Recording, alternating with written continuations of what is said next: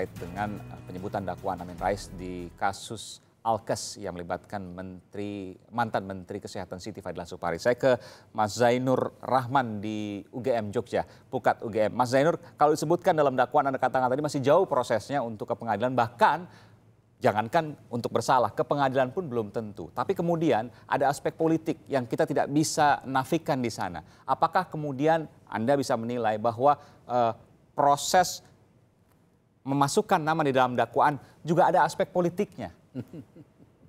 Bang Aiman, saya ingin menjelaskan dua hal. Yang pertama, penyebutan seseorang di dalam dakwaan itu untuk menjelaskan pihak mana saja yang memiliki tanggung jawab secara hukum, untuk dimintai pertanggungjawaban secara hukum. Yang kedua, ini berkaitan dengan upaya untuk mengembalikan kerugian negara atau untuk proses pengembalian uang hasil kejahatan. Kalau misalnya pihak-pihak yang menerima aliran dana dari hasil korupsi tidak disebutkan, lantas bagaimana cara untuk mengembalikan uang kerugian negara itu?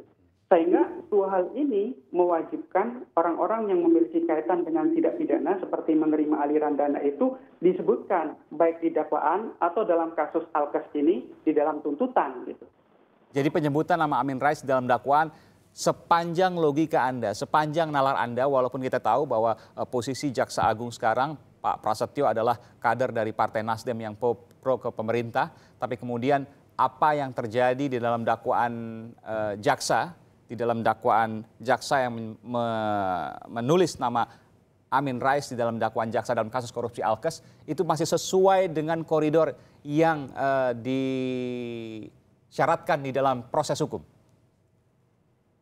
Kalau Amin Rais itu disebutnya di dalam tuntutan Siti Fadila Supari, baik disebut di dalam dakwaan maupun disebut di dalam tuntutan, itu tidak lain dalam upaya penegakan hukum. Kalau semuanya ditarik menjadi aspek politik, maka semua tidak akan pernah ada habisnya. Dan KPK itu sudah terbukti dari rezim ke rezim selalu bisa berdiri secara independen. Hampir semua partai politik itu pernah menjadi pasien dari KPK. Dari jabatan yang rendah hingga jabatan yang paling tinggi di kekuasaan pimpinan. Maaf Mas Zainur, Anda di sini membedakan, berarti kalau seandainya jaksa KPK justru akan lebih independen. Jaksa KPK akan lebih bertanggung jawab atau independen, atau kemudian jauh dikatakan untuk bermain politik ketimbang yang lain? Sejauh ini tidak pernah ada bukti yang valid bisa menjelaskan bahwa KPK itu bisa disetir oleh politik. Siapapun pernah oleh KPK, baik dari partai penguasa maupun baik dari pihak yang tidak berada di kekuasaan. Sehingga kalau melihat kasusnya sendiri, menurut saya dua hal itu tadi. Satu, untuk menjelaskan siapa saja yang memiliki tanggung jawab secara hukum. Yang kedua, tentang pengembalian kerugian negara. Jadi kalau tidak disebut, lantas bagaimana jaksa akan mengembalikan uang hasil dari korupsi itu? Karena apa? Kan salah satu tujuan dari pengungkapan tindak pidana korupsi adalah untuk mengembalikan kerugian negara dari kasus tindak pidana korupsi tersebut. Kalau disebutkan siapa saja yang menerima uang hasil korupsi itu, maka jaksa memiliki kesempatan untuk bisa mengambil baik secara hukum, baik pidana maupun perdata, sehingga negara bisa memperoleh kembali uang yang telah dikorupsi tersebut. Itu pentingnya kenapa para pihak yang menerima uang hasil korupsi disebut di dalam dakwaan maupun di dalam tuntutan. Iya, ketika orang disebutkan dalam dakwaan atau tuntutan atau apapun di dalam sidang, apa yang seharusnya dilakukan orang itu? Ikuti proses hukum. Apapun yang sedang berlangsung, ikuti dengan seksama. Misalnya sedang berada di dalam dakwaan, ikuti. Apabila nanti dipanggil menjadi saksi, kooperatif. Apapun keterangan yang dibutuhkan di dalam persidangan, sampaikan secara jelas di dalam persidangan. Itu secara normatif. Nanti kalau yang bersangkutan seandainya proses secara hukum, baru yang bersangkutan bisa membela diri. Kalau di dalam persidangan, tentu yang bersangkutan sebatas memberikan keterangan secara lengkap. Mas Zainur, itu secara normatif, tapi seringkali ketika orang punya jabatan politik atau punya tempat di politik tertentu, tentu penyebutan itu menjadi damage tersendiri, menjadi kerusakan tersendiri. Tentu tidak bisa menunggu proses hukum yang kemungkinan lama dan kemungkinan juga tidak akan terjadi proses pengadilan itu. Bagaimana kemudian ketika ini, karena tidak bisa dinafikan bahwa proses hukum itu tentu terkait dengan proses politik. Proses hukum itu tentu dengan efek politik yang ada. Bagaimana kemudian itu menjelaskan? Saya masuk ke contoh spesifik adalah Pak Amin Rais. Bagaimana kemudian Pak Amin Rais selayaknya atau seharusnya menanggapi ada namanya yang disebut dalam sidang? Tentu ini pembelajaran penting bagi seluruh rakyat Indonesia, bangsa Indonesia, bahwa proses hukum itu harus dihormati. Itu yang pertama. Yang kedua, harus diikuti dengan kooperatif. Yang selanjutnya adalah tidak membawa proses hukum ini diseret menjadi pertarungan politik.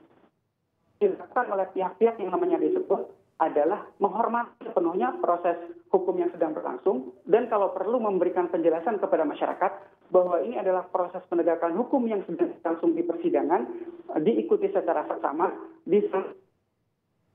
akan memutuskan apakah terdakwa bersalah atau tidak bersalah dan terdakwa juga sudah memberikan pembelaan di dalam persidangan. Biasanya hakim juga memberi petunjuk kepada jaksa apakah ada pihak-pihak lain yang memiliki peran sehingga harus dimintai pertanggungjawaban secara hukum. Jadi kalau menurut saya ini penting agar tidak menyesatkan masyarakat bahwa ini proses hukum, bahwa di situ ada efek politik itu lain hal.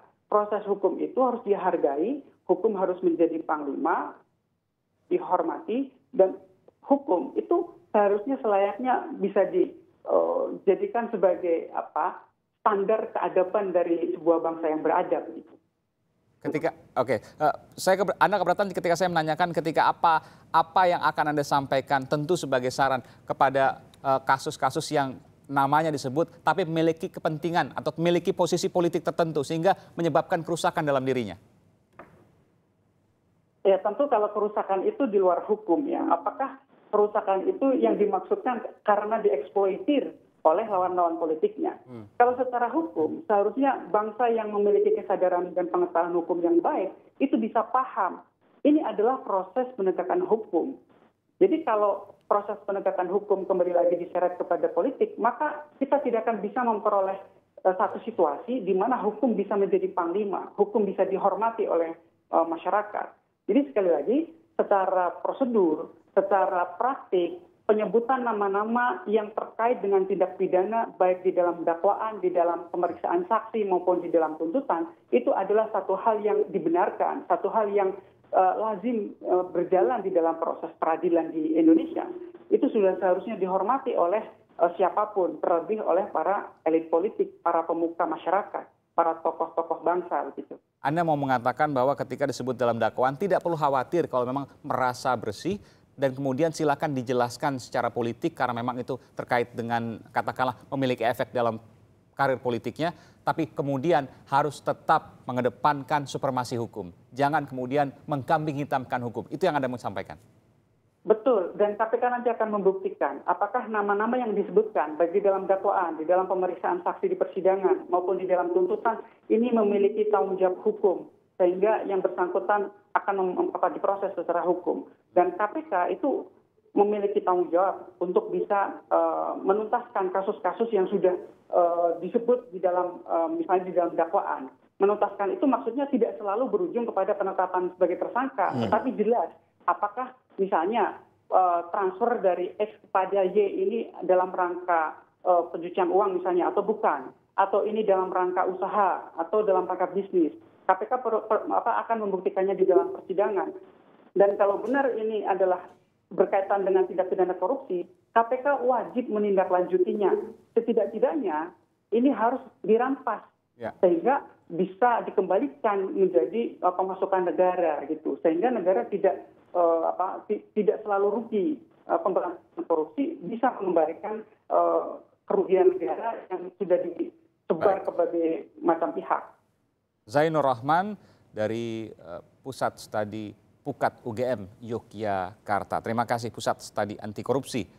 Terima kasih sekali lagi di Kompas Petang. Saya terakhir ke Prof. Hikam. Prof. Hikam, apa yang Anda bisa cermati dari sini dan apa hikmahnya?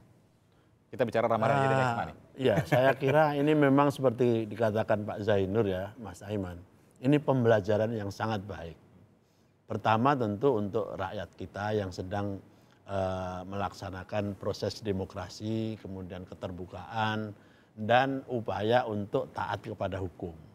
Yang kedua tentu juga kepada para pemimpin, dan ini yang lebih penting lagi bahwa pemimpin itu yang diinginkan adalah memberikan contoh konsisten antara apa yang dikatakan dan apa yang diperbuat. Kalau pemimpin ngomong misalnya saja bahwa kita harus mematuhi hukum, ya kalau kemudian ada masalah hukum, walaupun mempunyai efek politik, ya mereka harus berusaha untuk menunjukkan bahwa mereka juga mengikuti prosedur politik, hukum yang sedang berjalan. Bukan kemudian malah menciptakan persoalan baru. Misalnya saja, ini contohnya ya, tiba-tiba Ketua MPR ya, Pak Zulkifli Hasan pidato mengatakan bahwa penyebutan nama Amin Rais yang ada di dalam proses pengadilan itu adalah orderan. Ya, bau sangit kalau itu. Ya, ini kan sesuatu yang beliau sendiri ya sebagai pemimpin tentu harus tahu konsekuensi dari statement seperti ini.